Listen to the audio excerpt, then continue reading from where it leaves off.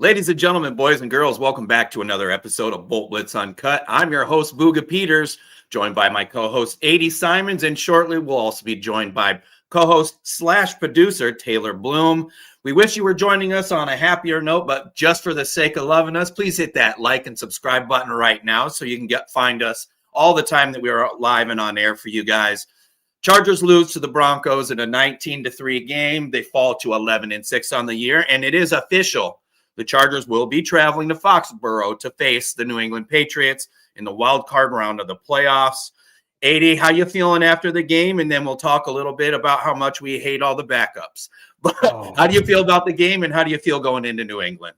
It was a shit show. No, it was just it was exactly what we were expecting. Denver wanted to get the number 1 seed, so they put their best players out against our guys who would be mostly riding the pine and surfing the couch. So yeah, it was exactly as we were expecting. Only the game was a lot closer than it really should have been. But yeah, our backups are terrible. Our backups are absolutely terrible. Yeah, our defense kept us in it for the whole game.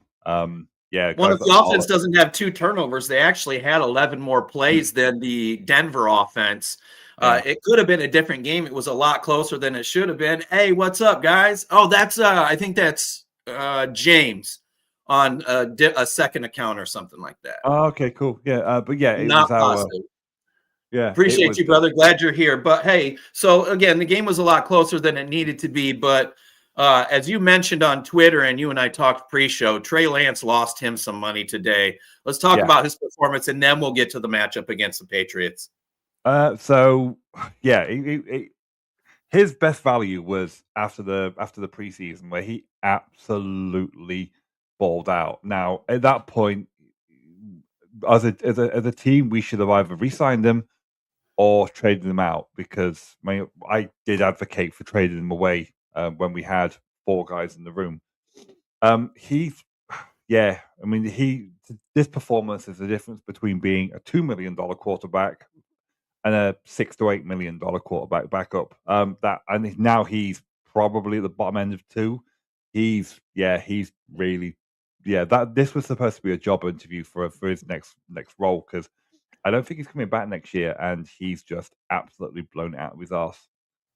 Well, and the frustration for me is exactly what you started that with is, during the preseason, there was a real market for him. And then lo and behold, how bad was the quarterback situation across the league? It was so bad the Colts called 44-year-old Phillip Rivers off the couch. I mean, Trey Lance, we talked about it a little bit. It's not just market. He had a market, a third and something, a fourth and something. Hell, just a couple fifths. There were things that could have been had.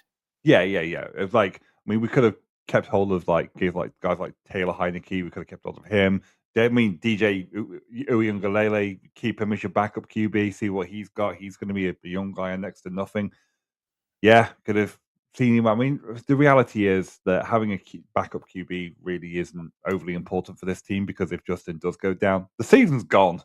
Like done. That's it too. There's no question beyond that for me. Well, other than Trey Lance, though, obviously we're kind of picking on him. He lost himself some money. He had a rough game. He had no time to throw the ball, but the whole thing was schemed up for the ball to be out in less than 2 seconds. As you mentioned, many of those passes of the 20 completions out of the 44 attempts didn't even qualify for pass blocking grades because the ball came out so quickly. But there were some positives. Let's go over to the defensive side of the ball. Justin Eboigbe, Marlo Wax, Delshon Phillips actually playing defense, not just standing out on special teams. But it was cool to see Eboigbe get 2 sacks, and then Wax was just all over the place. It was very often you were hearing his name called when the Charger defense was out there and making plays. Yeah. I mean, the Chargers posted up a couple of good clips of him, like coming at the line of scrimmage and just taking running backs down. Same with Eboigbe. He played 22 snaps, something like 22, 26 snaps all of last year. And as a 4th rounder, you'd want to see more. They've kind of worked him and schemed him a little bit more this year, and he's taking off a little bit. He's getting there. So year 3, he should be out. He should have a much better role. I think he's earned it. And then again, Marlon Max, he's out of Syracuse. He's going to have another role, depending on who or what comes back for next year. But the future looks good for him. Well, and again, Del'Shawn Phillips, it was neat to see him actually get some defensive snaps because he's primarily used on special teams, but he was only one tackle behind the tackle or the special teams tackling leader for the entire season. So it's not just that he has been shining on special teams. I think, like you mentioned about Wax, that this also is going to provide Del'Shawn Phillips an opportunity moving forward in the future to perhaps get some defensive snaps as well. And before we go any further, let me go ahead and bring in our co-host and producer, Taylor.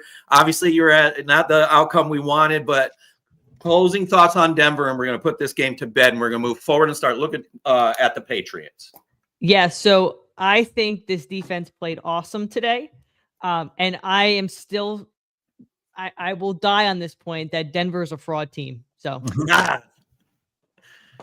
That's a great way to put them to bed. Here's the deal. Against the Chargers defense that had no Thule, that had no Khalil Mack, that had no Derwin James, and then everybody else cycling in the lineup, Bo Nix only mustered up 149 passing yards and then 49 yards on the ground. I mean, 190 yards offense from your starting quarterback against a bunch of backups is not very promising heading into the postseason. I'm not as terrified as the record suggests regarding the Broncos. I understand why Broncos fans are as happy as they are. I mean, 14-3 is nothing to sneeze at.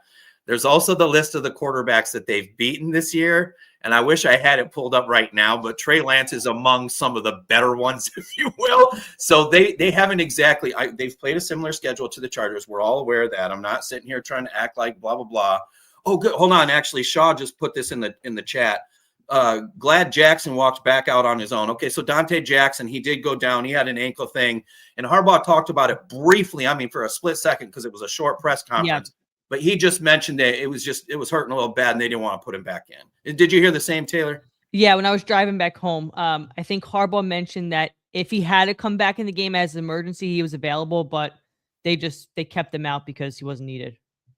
Yeah. Well, and thanks for adding that, Shaw. Awesome that you're here. Appreciate you hanging out, brother. And of course to James as well. When you look at the way that these backups played against a Denver offense, it's going to be kind of a similar situation when they face Drake May, except for Drake isn't quite as mobile.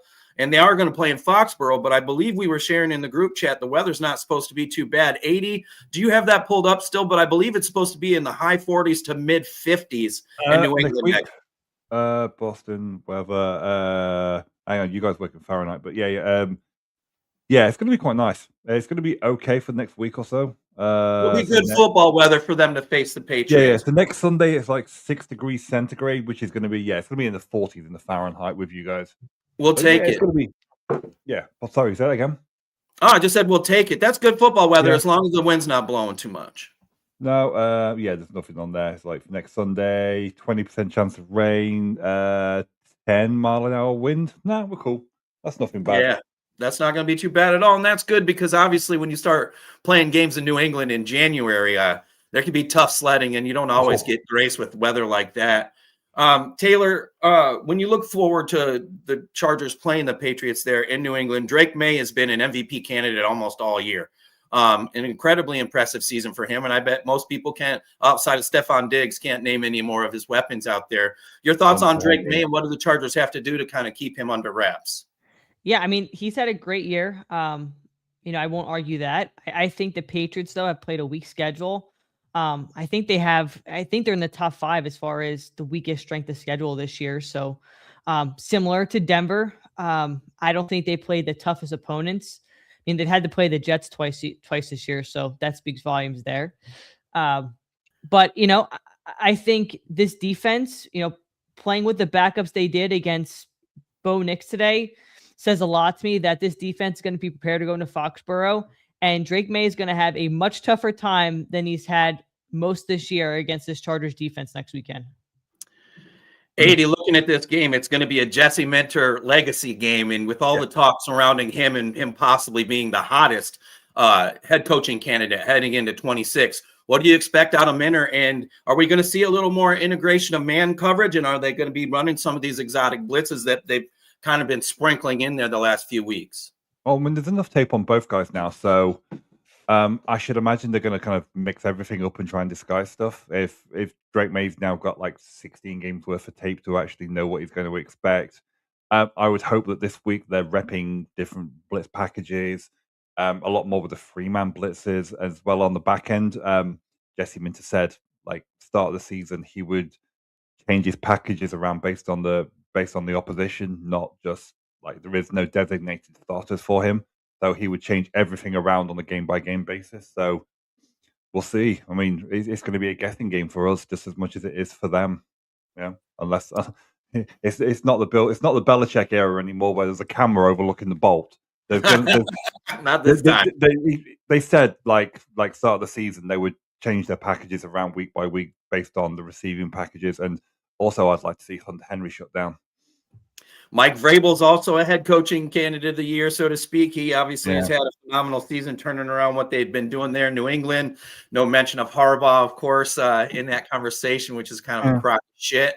In fact, Herbert didn't get any nods at all for MVP votes either. So, that kind of tells you how I feel about both of those awards, so to speak. But regarding Minter, I really do expect them to mix it up quite a bit. And there's got to be some type of blitz package because unless the Chargers are going to get home with that pass rush, Drake May, if you give him time, he's going to find somebody who's open. They don't have an overly complex passing game whatsoever, and they're going to run the ball. They've got a very capable back in Ramondre Stevens, who struggled earlier in the year, but he had a big game, a couple big games recently. I expect Minter to be at his best, and let's be completely honest, as much as we would love for him to stay a defensive coordinator there for our Los Angeles Chargers, his dream is probably not to just be a DC forever. So we're obviously rooting for him. We're watching the situation in Baltimore, especially regarding the head coach there, brother of our head coach, John Harbaugh, may be on the hot seat. So should Minter move on, perhaps we'll be talking about a Harbaugh reconnection, if you will, in Los Angeles. But this is one of those games where I think that this has been a roster, especially defensively, and I'm not going to pick on the offensive line too much here, but defensively, they're made up of so many unsung heroes. Because every week I've tried to make a list of the unsung Chargers, and it's like everybody. Dante Jackson was somebody nobody put a lot of stock into. Tier Tart, he had a lull for about 3 weeks there, but he's been hot again. We've seen what Thule does. Sure, they're clean up sacks, and maybe 80 and I are going to yell from the mountaintops till we're blue in the face that he needs to be a 3-tech or a 4-eye, but that's neither here nor there. It's just I really think this is going to be a defensive game, and with Justin Herbert having a week to rest, I think that's huge for this offense. What do you expect from the defense, Taylor, going up against the Patriots, and is there anything that concerns you other than a Stephon Diggs, who, by the way, like Keenan Allen, reached some incentives today? Congratulations to both receivers. Yeah, I think the one thing going into Foxborough next weekend for this defense is to make sure that this run defense is solid. I mean, we've seen games this year where this run defense is just non-existent, and they've been very good out of the bye. But, based on just some of the numbers today that the Patriots put up, they're going to run the ball a lot. So I think if the run defense is solid, it's going to be a very good game for the Chargers next weekend. 80, real quick, I didn't bring up Travion Henderson. He was a running back that we looked at quite extensively out of Ohio State. He's also gotten hot too. He's kind of the opposite of an Omarion Hampton in the way that Travion just has so much speed. You have that lightning and thunder combo, and Ramondre Stevenson and Travion Henderson. Again, the run fits have got to be balling up front. Are you concerned about that? Yeah, because they've invested in their O-line quite a lot. I mean, they've put Will Campbell, Jared Wilson. I mean, Jared Wilson was the best center in the last draft, and they've just slotted him into left guard, and then went out of free agency and got Garrett Bradbury. Like they've invested in that O-line to protect their franchise. So yeah, that's going to be a concern. I mean, their O-line is absolutely balling, and Will Campbell is highly favored to be in the Protector of the Year category for the first time. Then you've got obviously Hunter Henry, who's a player that we're very familiar with. Sure. He's a two-way. He can do it all. He's not just a receiver. He can do absolutely everything that you want him to do. From an offensive point of view, it just depends on how well the matchup comes in with Minter. Can we offset that O-line? Can we get some penetration? And a lot of their individual players, their skill players, and their defensive players, they're not that great as individuals, but they execute the scheme so well. I mean, with guys like Clayvon Chason as their starter, he was He's a not good at Raiders football, player. by the way. He wasn't he on our practice squad last year for a little bit? If he did, it might have just been for a week. But the thing was is, like 2 weeks. It's Yeah. a Vrabel team. They're going to be disciplined. They're going to be Yeah. well coached no matter what. You'd expect a lot of that from the Chargers too, who, today had the 5 penalties, but that's not too out of sorts. But I'd like to see that kind of be held in check. When you flip over to the Chargers offense and you look at Justin Herbert getting a week to rest, the much maligned offensive line, I mean, they had to play some guys out there today. It'll be interesting to see what they do as far as establishing the run now that it's playoff times. I do expect Greg Roman's offense to kind of transition to more of that type of running game. I'd love to see some duo. Really got to quit trying to run so much inside zone. Like get to the outside, run some stretch, pin and pull toss, crack toss, something, because Omari and Hampton up the middle for 2 yards a clip is not going to cut it. What are your main concerns revolving the offense, Taylor, against the Patriots?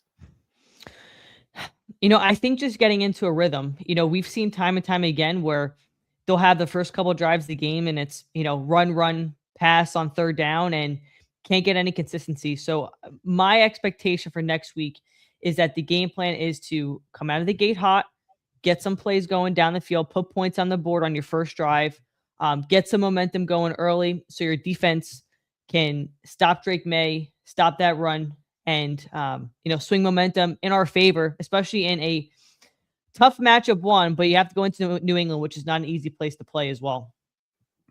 80, your concerns about the offense, is there anybody in particular that you're looking forward to having a big game there to try to catapult the Chargers above the Patriots in this first wild card game coming up? It's got to be the O-line. And we've seen today that if our O-line can't get the job done, they don't have anyone backing up. And I never want to hear anybody say Andre James is named ever again after this game. He was absolute shocking. And the PFF grade is going to come out. And yeah, I'm going to mercilessly, without mercy, I am going to mock anybody on Twitter this week who wants to talk about Andre James being the answer. It's like, no, the O-line have got to get their game together. They've got to come into the game healthy, and they've got to have a solid week in practice against their front, because their front's good, but guys like Barmore and Uche, they can get after them. Yeah, Barmore terrifies me, and quite honestly, he's a great pass rushing interior guy too, and you know how hard it is difficult it is to find guys like that.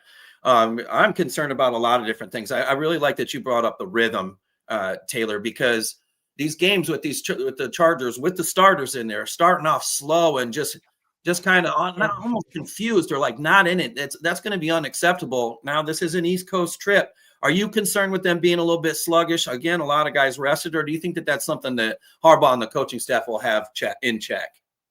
I think the coaching staff will have it in check. I mean, you can never account for jet lag. It absolutely sucks flying from the West Coast to East Coast. I've done it way too many times, coming from New Jersey. But, you rested your key starters this week. Guys should be healthier. And it's a playoff game. Like, I don't want to hear the excuses. You got, the Charger fans got the quote unquote matchup that we've all talked about going into New England, which was the best scenario matchup. And it's put up or shut up. I mean, Justin Herbert, you could say what you want about his playoff record. He is 0-2. It's time for him to step up, and he has done it all year, but it's his time to step up and shine and drive this team to a win, which I think they definitely can do next week. And I think that they may play on Sunday instead of Saturday, but I haven't seen the schedule yet. Oh, that's just my guess. Flip-flopping playoff games on people who already bought, or dates for people who bought tickets already. 80, she brought up Justin Herbert. Again, he's coming off 1 week rest, much deserved rest. What type of a game do you expect out of Herbert? And is this going to be one of those career-defining games where he kind of shuts people up for the playoffs, or should we be a little more pessimistic regarding what we're going to expect from him? It's going to come down to his how well he controls the line of scrimmage, how he plays hero ball. If he does that, he's going to be out. He's got to do a better job of controlling the line of scrimmage. We can't have missed slides. We cannot have breakdowns in protection because he's not adjusting if somebody adjusts poorly or the wrong direction. I mean, the Philly tape's always going to come back to you where everybody other than Justin Herbert is going to get blamed. And then a week after, it's like, well, yeah, that was actually kind of this guy's fault because of this. And that's always going to come back to you. And Herbert's always going to get that over him until he's got a win. So the only way people are going to shut up is if he gets that playoff win. Doesn't matter how he does it. He's just got to come out with the win. He could have a Bo Nix game. He could go for 150 yards passing, 50 yards rushing. And I think that can be enough. I'll tell you right now, Nick Bonito of that Denver defense, when the Chargers do hopefully have a victorious game there against the Patriots, I do feel confident in that matchup. I'm not at all looking past them. But, boy, they better have an answer for that cat. And, again, it's a different type of pass rush in New England because it's going to be up the gut. But I don't know if anybody's paid attention to the Chargers' interior offensive line this year. But that's where I'm extremely concerned about Christian Barmore and what he's going to be able to do. Bradley Bozeman got to rest. And, this show has not exactly been the kindest to Bradley. But we are one of the few shows that actually does stick up for him when he does have good games. And, for example, the play that people talked about for 15 days. Philly. Where it was in the Philly game, 80 went out there and actually supported him on Twitter and actually had a little like from Bozeman's wife too. So we are one of the few defenders of him. So that's kind of cool, but let's get right to it, man. How much help is he going to need on the inside to contain Barmore? And obviously that's going to free up other rushers, but what do you expect out of him in this game? You don't know you never know what's going to happen. It depends on the pressures they want to bring in because, if we still had our tackles, then, as a defensive player, you would know where to attack. But there's so many frailties in that O-line as it is. It's always going to be a case of bend, don't break. There's not one individual point that you can hit. If we had Slater and a healthy Slater and Alt on the field, I'm going after Zion Johnson because the guy couldn't pick up a blitz if his life depended on it. But then you've got Becton who can't stay on the field because he's injured all the time. Then you've got Bozeman. As bad as he's been all season, he has got a relatively not a fair shake at this. He's got a lot of slander that he doesn't deserve.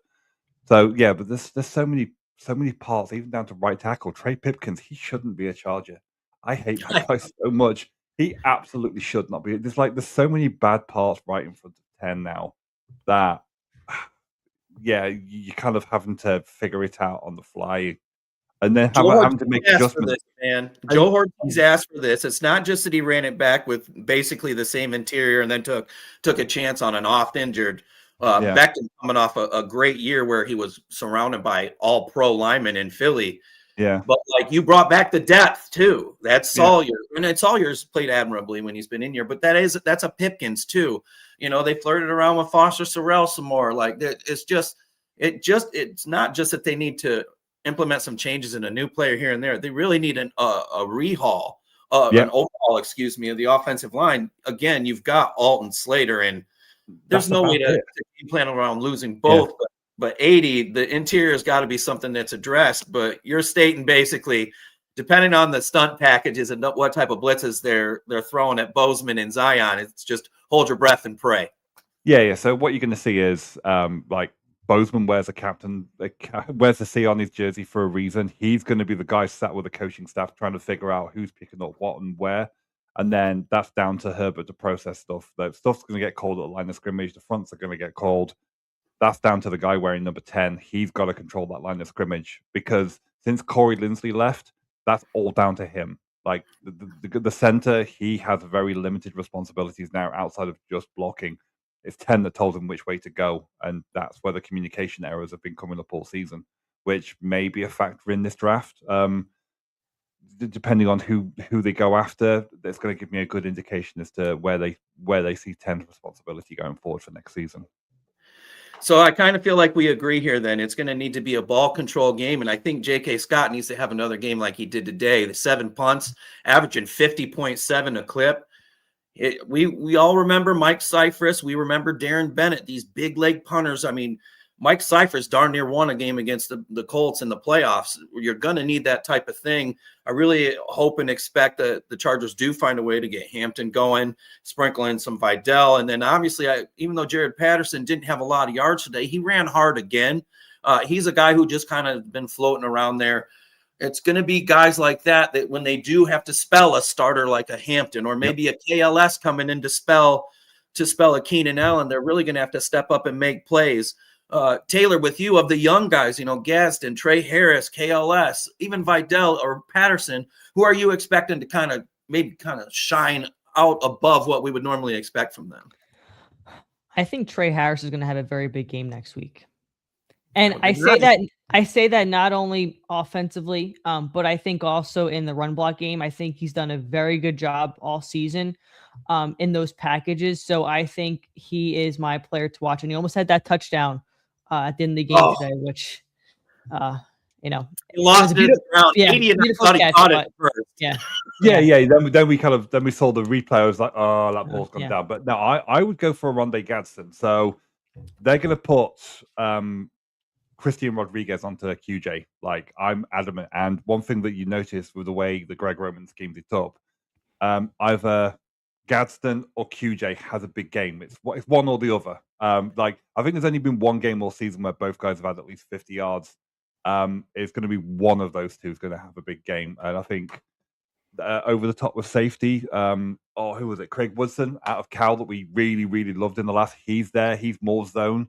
If they can exploit some of their zone packages, Gadsden stands a pretty good chance of having a pretty good game.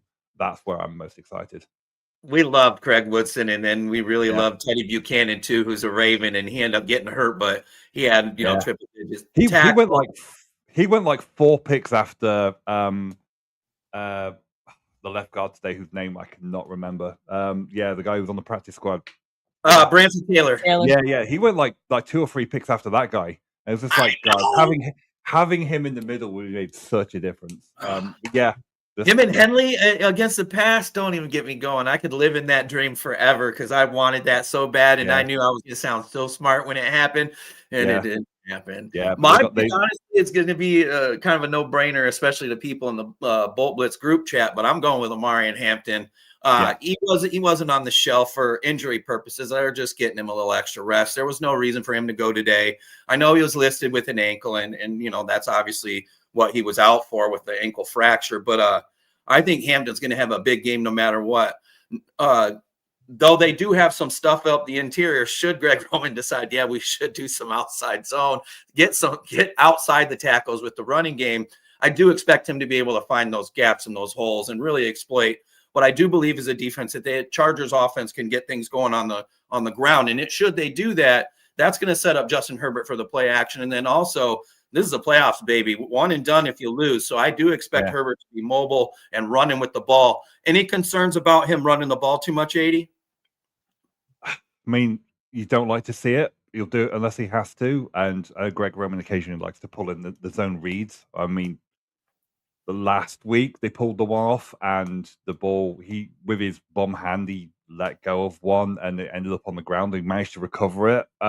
Minimize any possibility of doing that again would be very handy, depending on the state of his hand. I mean, he's had a couple of weeks to rest.